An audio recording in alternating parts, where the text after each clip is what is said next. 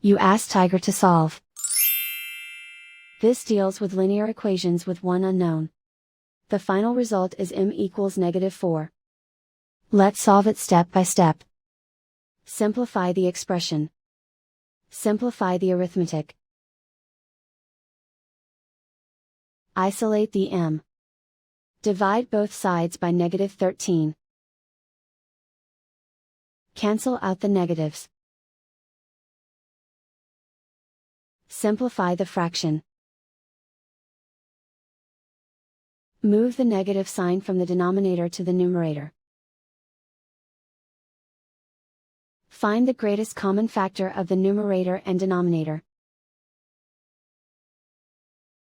Factor out and cancel the greatest common factor. And so the final result is m equals -4.